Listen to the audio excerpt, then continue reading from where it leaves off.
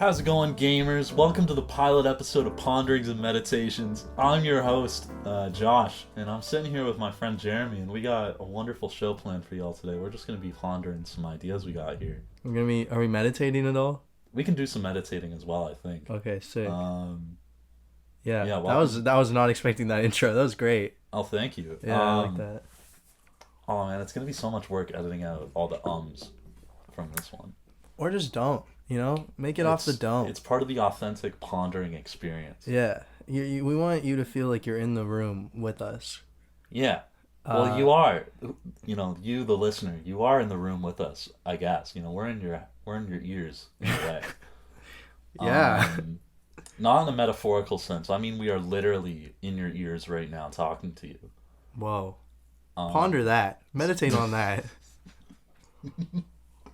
Just take a second to maybe make sure that you don't have any people in your ears. Josh, would you say you're in your Marcus Aurelius era? That's a good question. Yeah. I feel like a bit of a schmuck saying this, but who is Marcus Aurelius? He was a Greek, I want to say, philosopher. I'm googling this to make sure I'm right, but he was he was a Roman emperor. My bad. But he wrote a book called Meditations. Oh. And it's like a philosophical kind of... Interesting. Yeah. Do you have any, do you know any excerpts from that book that you'd maybe like to ponder on right now? Let me see if I can find some. I don't. Oh, okay. Because I just know he's a dude that wrote a book called Meditations. So okay. I feel like that's, you owe a lot to him. Oh, I got one here. Oh, perfect.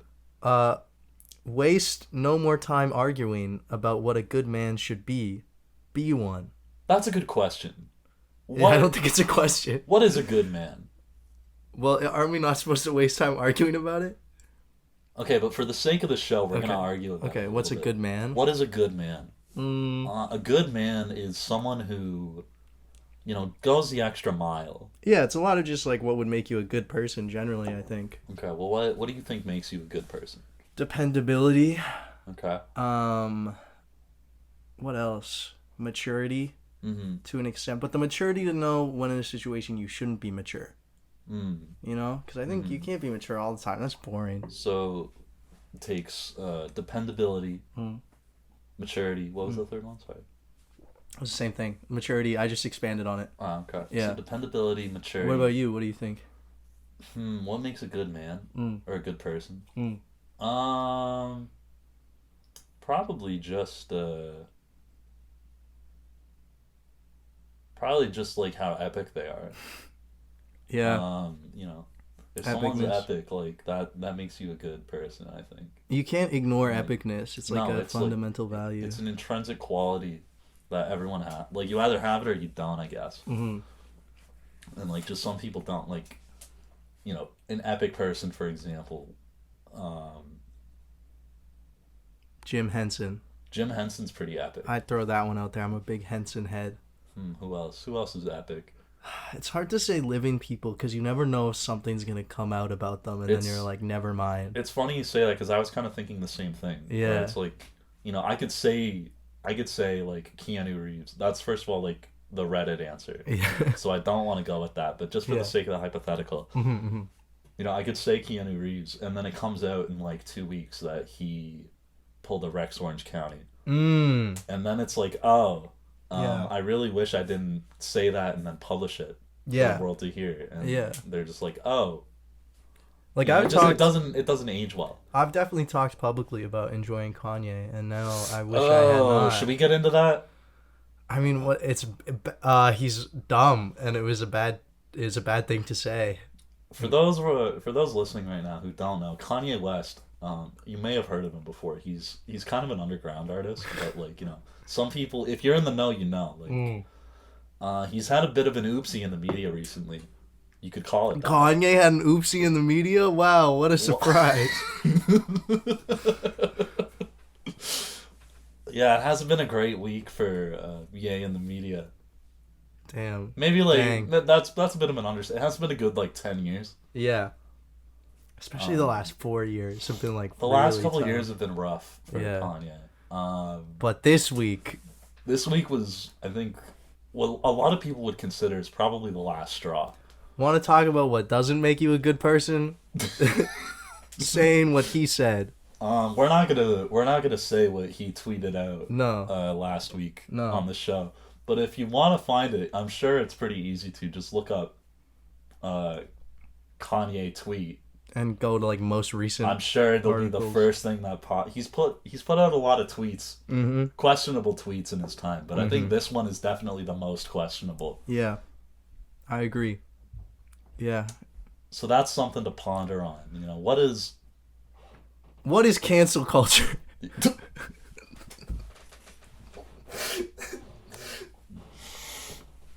You know, it's like he said. Never mind. I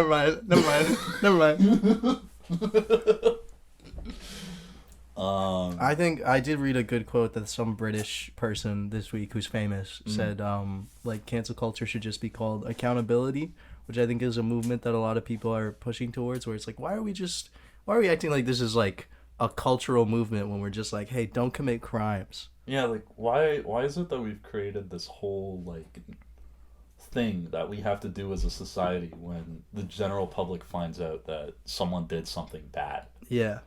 Like, that's not, you know, like, people getting mad at you on Twitter for doing something bad, that's called, you know, just consequences. Yeah. You know, like, if you're famous, you know, obviously you're going to be put under a lens.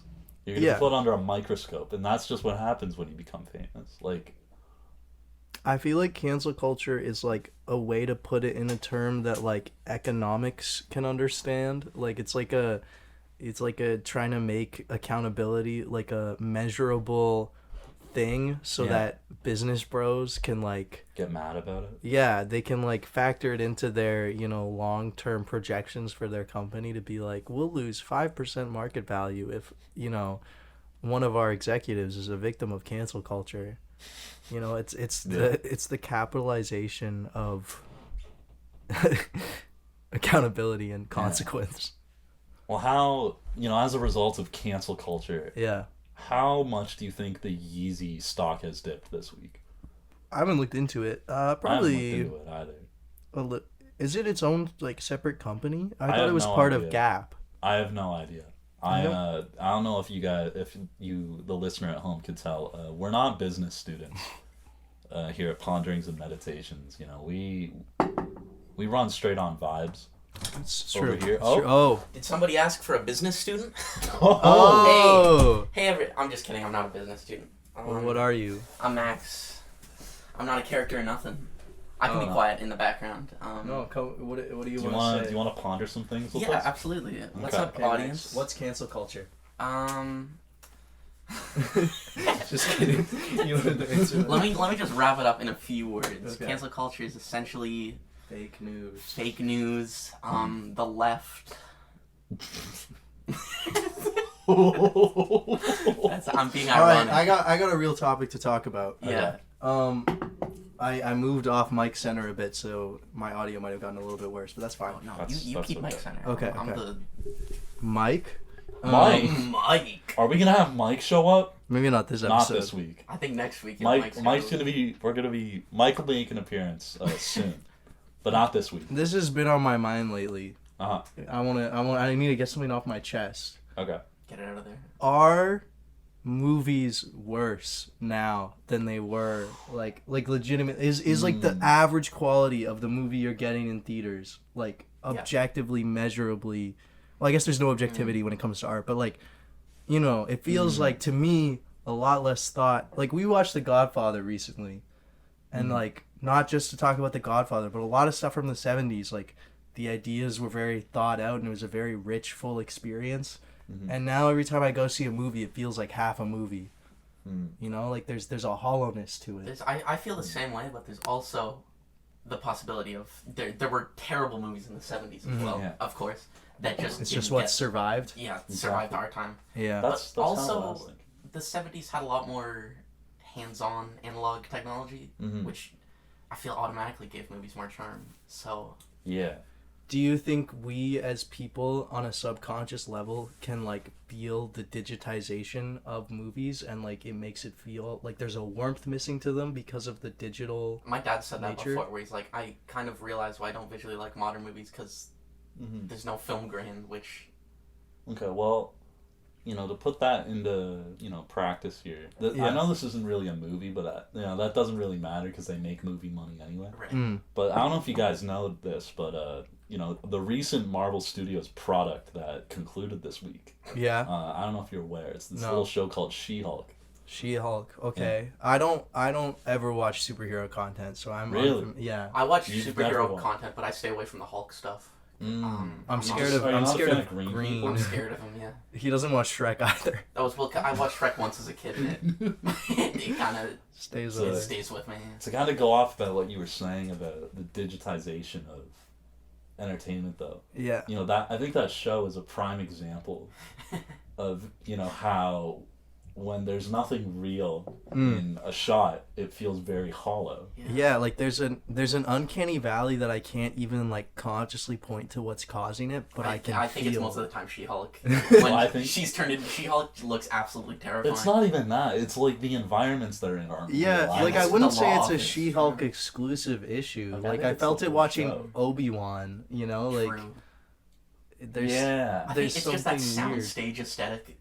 But like, do you know the old movies were shot on sound stages. But they weren't green screen sound stages. Yeah, they were real props sets. and real paintings. Yeah. What do you think feels more unnatural in like productions these days? Like a green screen or like the full LED wraparound set like they have in The Mandalorian? It depends on how you use. Like I've seen the LED set used really well. Like Mandalorian, I thought didn't do too bad with it. For those listening, I thought was really lazy with for those listening who don't know, there's this new technology that's being used in a couple Disney products that have released in the past couple of years, where instead of a green screen surrounding a set, they literally have like a massive TV LED basically. screen. Yeah, TV basically, like surrounding the entire set, and then they can project whatever environment that the characters are in. It's so interesting, because then it like tracks the cameras and the lighting. Yeah, like I think the idea is the actors can react to the real backdrop the characters are supposed to be on, and you're capturing stuff in camera as opposed to digitally inserting it later. Exactly. But like the Batman used that technology, and I never felt like the Batman felt hollow or fake. Or like, the first show to do it was The Mandalorian, and I feel like that show does it exceptionally well. Yeah. In contrast, to go back to Marvel, Thor: Love and Thunder that was the first MCU movie to use that kind of and it really shows LED screen over the blue screen. That's interesting because that one looked bad. You can really tell in that movie. Which is really interesting because the director of Thor: Love and Thunder, Taika Waititi, has directed episodes for The Mandalorian and used the technology. Interesting. So, yeah, I thought that was just bad green screen. No, like the shot of him throwing the rock and stuff looks so terrible. That's the volume. Can you imagine how insulting it is? I'm gonna insert a clip right here. Is it the Taika clip? It's just gonna be audio, but it's gonna be a clip of Taika Waititi being unimpressed with his visual effects team. We'll put it in right here. Okay. Does that look real? In that particular shot, no, actually. It doesn't really, right? When you look close. Does it need to be more blue? Well, no. Does he look real? No, none of us. Does she look? Something looks very off about this. But no. He changes hues, don't you think? Yeah. Put in the light. Sometimes he's blue. Sometimes he's a little grayish. I saw that. I'm familiar with this clip. Okay, so now that you have that clip in context here, can you imagine that you're a VFX artist and you just spent 3 months working on this movie? Yeah. Just for the director who you've probably never spoken to face to face. This looks terrible. Just publicly, we're going to use our first censor here on the show. They're publicly going to on it for the world to see. Yeah. Can you say on that? a YouTube channel. I have to censor it. But no, it's really weird, and like he's just like, it doesn't look quite right, does it? Like they're just like it's really odd. I saw that Thompson. interview. Yeah. I thought they were drunk I They think kind of drank look a before little it. drunk. They definitely don't look sober in that interview. Yeah. Like, can you imagine just being a VFX artist and you spend months working on that And you're scene? not allowed to unionize, and you work 100-hour weeks. Like, And are these Marvel VFX artists even passionate about the stuff they do, or do they just expect this terrible treatment? They gotta be paying them well, even though they don't. There's no way. They do not get They paid have well. I'm zero sure they're unions. paying the overall VFX house well. If that translates to... The individual. Wait, no, I watched this video essay where the way VFX companies work, it's really weird. It's contract work. So, like, they pay for, like, the cost of, like, the labor of the workers, and then they send the bill to Marvel. Ah. So, like, Interesting. that their profit margins are, like, razor thin. Yeah, maybe that's why they take on so many projects at once. Yeah. They That's have how you to. get to stay afloat. Wow. Mm-hmm. Those VFX artists gotta unionize. Mm-hmm. What are you guys doing? Hurry up. I mean, they're trying. They're trying. I guarantee it. I mean, I think I'm hoping there's a shift. I've talked to Max about this before. If you've ever listened to our show that used to exist on Spirit Live called The Sandler Files. I think it's still on the website. No, Maybe. It's on Spotify. We went into this a few times, but, like, there's cycles with film where there'll be a genre that is dominant from the studios, and then there'll be a push for indie cinema. And it happened in the 70s, and it happened in the late 90s, early 2000s, and I'm hoping we're about to hit it again. I think we are. I Honestly. feel like we're already hitting it. We've Yeah. had a couple banger indie movies. In Like the past couple of Everywhere, years. Everything All at Once or whatever. Yeah. That's great. That felt like that's a kind of a great turn movie. for a big box office success. Mm. Like, What's thank God. what's another like smaller movie that's made a lot of money recently? I mean, I'm going to throw it out. It's like a constantly used example, but Parasite is a really impressive run. Parasite. That is a great example. Yeah. I think just A24 overall becoming successful as like an aesthetic and as a like a I don't like really sometimes that it's a brand in its own right, but like it can be kind of cringy like an A24 fan, but like it proves that there's an appetite for I mean things. they're the only studio that really pushes like kind of out of the box projects Like these days. original It feels movies. like well, like, they have what the other- budget to push them. Was you ever hear the movie? I don't know if you've seen it, but if you heard of Marcel the Shell, Yeah. Oh yeah, something that's out like right that. now. Yeah. I want to watch. I remember that. seeing the trailer for that going into Everything Everywhere All at Once. Mm-hmm. And like I just remember sitting there and thinking like, wow, there is only one studio Yeah, that's in the willing market to today that would greenlight something like that. and like Like promote like do a mass marketing push. Like yeah, exactly. Like, yeah. That a movie like any other studio would just sweep a movie like that under the rug. Yeah. Straight to streaming, straight to VOD. Yeah. Like No, I think it's true that they like there's a reason that they are a brand, and it's because there's a certain level of like consumer trust I think in them as well. Somebody in charge of that company like understands good movies or interesting movies at least. ones that don't involve people with superpowers. Yeah. Yeah, I guess like A24. If I go see one of their movies, like it's not gonna be guaranteed the best movie I've ever seen, but it's gonna be worth my time. I Yeah, feel. it'll be something at least unique. Yeah, there's gonna be new ideas in there that you haven't been presented with. And you can see real human Wow. personality behind it. Yeah. Oh yeah, and like it'll mostly be like actual people in like an actual house, Right. which is cool. I respect that. You're not just like a green box that Yeah. they pretend is a house. Yeah. It's just so boring, all the VFX. I don't like I just like I find every time I watch stuff now I have so much, and I know it's like part of it is just like tradition or whatever, but I think there's like an ineffable quality to film where like when I'm watching something pre-2000s and there is that grain or just like it's shot on film or the audio's like a little more compressed and not like crystal clear, there's something to it that just makes it like more it feels like a homemade thing. And there's value to that. It doesn't feel like I don't know. I think there's value to things that aren't 100% completely polished Yeah. Mm-hmm. Yeah. in certain areas. I I don't know mean, if that makes that's sense. humanity. Yeah. As a whole, is has It value feels in its- more like a piece of art because I can see the work that went into it, Right, as opposed exactly. to these things where I'm supposed to just like accept them as like I don't know, like Well, yeah. Blockbusters nowadays baseless. Yeah. are supposed to make you forget that you're watching a movie. Yeah, they want you to have an experience. Yeah. It's like, whoa, you want to feel like you're in the movie. But like, you don't go see a Broadway play to like you want a level of remembering that you're watching like a play. Well, like, I don't go to a Broadway play for the experience of riding a roller coaster. Yeah. Oh, Martin Scorsese in the building. Okay, well then I think we can leave it at a question like this to ponder then. Okay. Oh, we let the audience ponder at the end. That's really good. I like you that. do your own podcast. No. We're gonna ponder this for a second. Okay. Do you think there's an intrinsic quality to having imperfections in art? It depends on where. I don't know.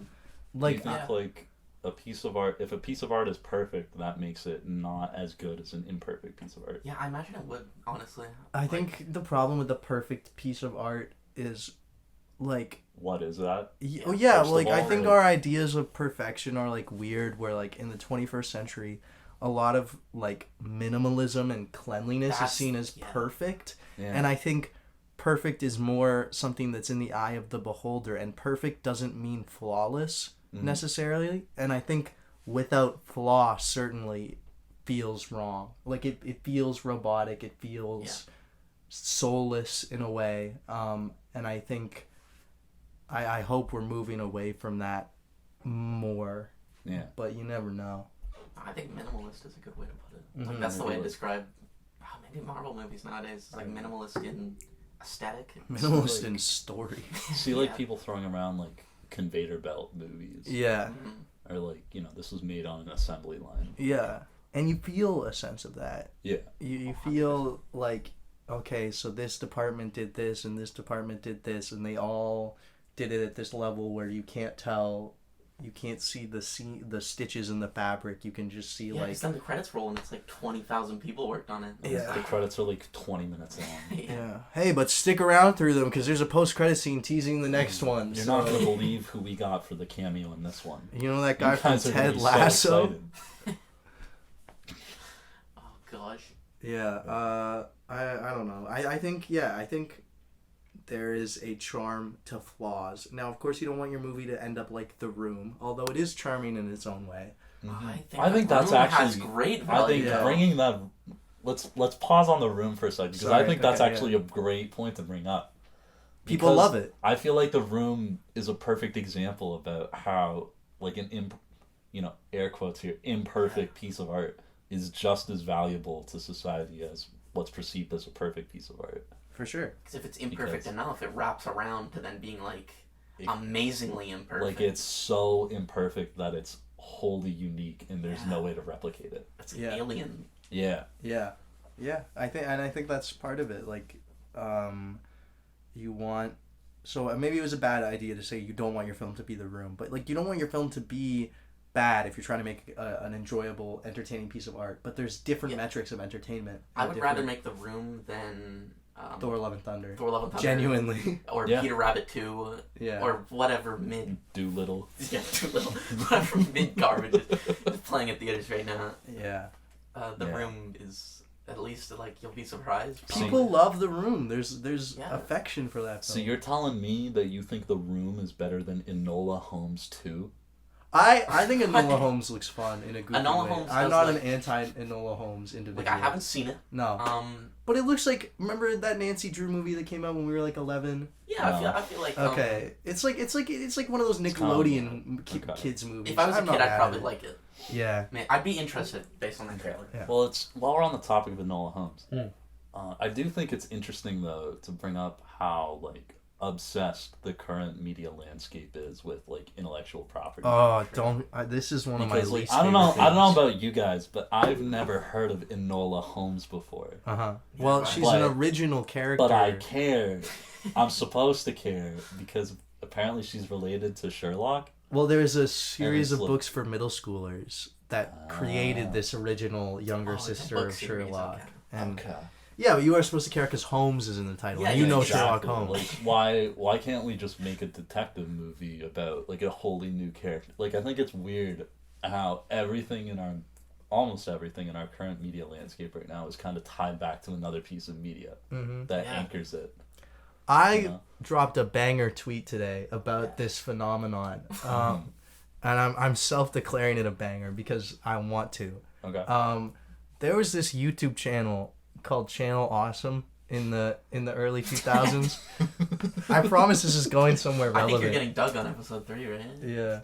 Do you know Doug Walker, audience? Are you familiar with the Nostalgia Critic? We'll give him a second to answer. Listeners, tell us in the chat, because there is one. Let us know if you want me to get Doug Walker on the podcast. I'm sure he's available these days. So, all I'm saying is what Doug Walker's reviews ended up boiling down to near... Well, he's still going, but this is a beautiful point you're making here, because I saw this tweet earlier. So yeah, thank you. During the fall off of his content empire, regardless of the workplace harassment that was going on behind the scenes, the content dipped in quality because it kind of boiled down to, wouldn't it be funny if Batman met Mario, or wouldn't it be funny if this person you recognize was in this like backdrop you recognize? It's like a parody void. Yeah, it's like a void of like, this is not an idea, it's just two things you recognize smashed together. And you point at it and you go, oh, I know that. Like, that is where we're at. It's like the very basic synapses of the brain firing off. Yeah. It's like visual pattern recognition as opposed to actual... It's like your monkey brain being like, oh, I know that. Yeah.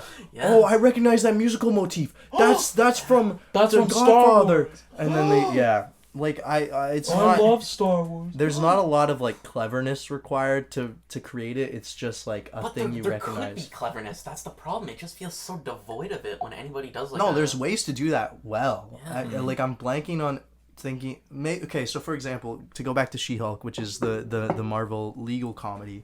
There's an animated Adult Swim show. Self-proclaimed legal comedy, by the way. By the main character.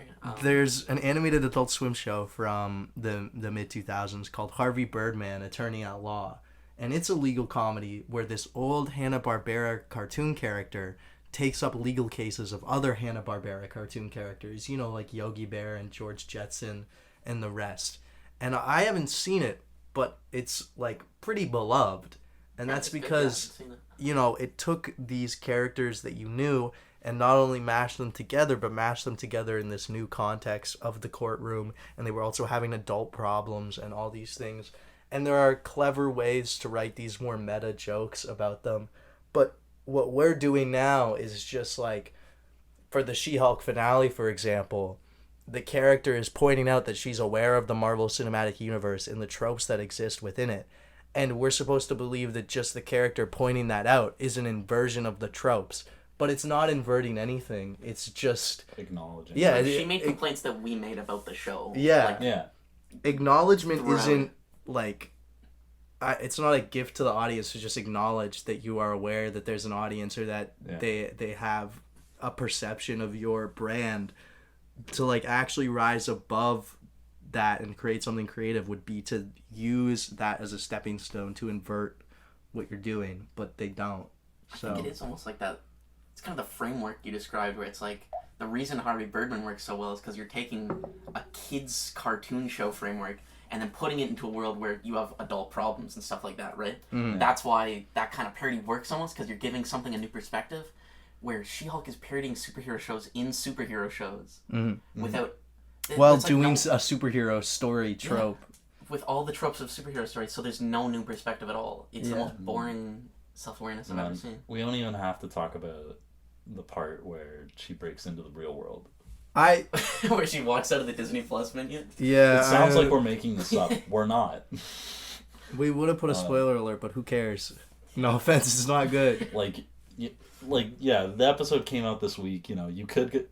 honestly, anybody who's wanted to see it has seen it already by the time this is coming out. Yeah. Like, there's a scene in the finale where the pivotal character of She-Hulk kind of points at the screen at you, the viewer, and says, like, hold on, stop all of this.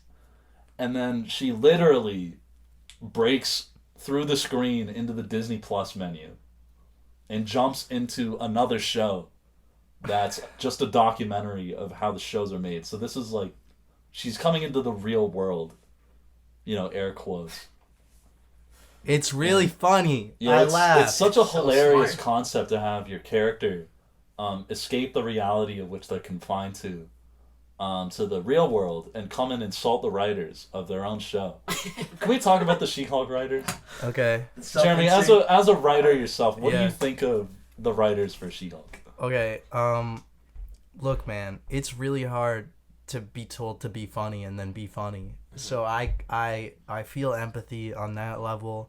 I think conceptually the show has a lot of really good ideas. I think the whole concept of a legal comedy in the MCU is really funny. I just think somewhere it may have gotten a little lost in the sauce between what Marvel wanted the show to be and needing to set up the new Daredevil show and the next Hulk movie and be a superhero thing, but also be a sitcom. And she has to break the fourth wall because She-Hulk did that in the comics. She did that in the comics. I just think, like, I don't know what it's like to work under Marvel. I imagine it sucks. I imagine it's the type of thing where you send in a scene and it's really funny, and then inch by inch through revisions that the producers force you to make because they have their formula of what people like, it loses all the character and spark that you had put into it, and you don't notice until it's too late. And suddenly, your new idea has become 2008's Iron Man. Yeah. So I don't want to on the She-Hulk writer team because I don't believe they're anyone all on the creative team is like. I'm sure they all earn their place on that team through actual genuine creative merit, and I'm sure if they pitched me their spec scripts of like their stories that they're passionate about telling, they would be fantastic, and I'd want to watch them. She-Hulk got lost in the middle somewhere. You know what I think? You know what I think is probably a big problem with shows like She-Hulk or just Marvel in general? What? I think this is a big problem. Okay. So in the show, in the scene where She-Hulk bursts into the writer's room, Okay. there's probably no less than a dozen writers sitting around this table. Yes. And I think that in itself is a problem. Because if you have a dozen people writing one show, of course it's going to come out like feeling disconnected or just like feels very all over the place because you're having so many ideas being thrown at it that don't necessarily mesh together. I think especially for a first season, maybe you don't want a lot of conflicting voices. You want one vision to establish itself in those first 3 or 4 episodes, and then once that's established, bring in more voices to bring their spin on that central idea to keep it fresh. I also know that part of the problem with She-Hulk is that the 8th episode of the season got moved to the first episode of the season in large part. Like it's basically a flashback episode, and they moved all those flashbacks from episode 8 to episode 1, and I guarantee that messed it up a lot. That's messed like up the one flow. piece of studio meddling that we know happened. So Yeah, that's the one thing they admitted to and acted like it was a good idea, and it wasn't, because it took those. The first 3 episodes of a sitcom are really pivotal because you're establishing your main character and your supporting cast and all their dynamics, and a lot of that got pushed in episode because of this. And that made, like, if episode 1 had gone the way episode 1 was supposed to go, she would have gotten her job at the law firm that serves as, like, the main workplace comedy setting for the whole series in episode 1, halfway through. Right. But instead, she doesn't get it till the end of episode 2. And it's so awkward because it feels weird that in the end of the second episode of this show, we're just establishing the core setting and supporting cast and dynamics. Yeah. They really, the producer meddling shot that show in the foot a lot, I think. That's one man's opinion, though. I don't know. It has to be it. Maybe I don't believe that it's 100% on the producer. We talked a lot about She-Hulk. You're right. But, yeah, not a good show. Didn't turn out well. Yeah. No, I don't think it turned out well. I didn't personally. It wasn't for me. No. Well, if you look at the time, it looks like it's time for the end of the episode. Do you want to leave them with the pondering or meditation? Yeah, okay. I think that's a great idea. We should leave the not viewers, this is a podcast. We should leave the listeners with like a little idea to ponder at the end of every episode. So with that, this week's pondering is,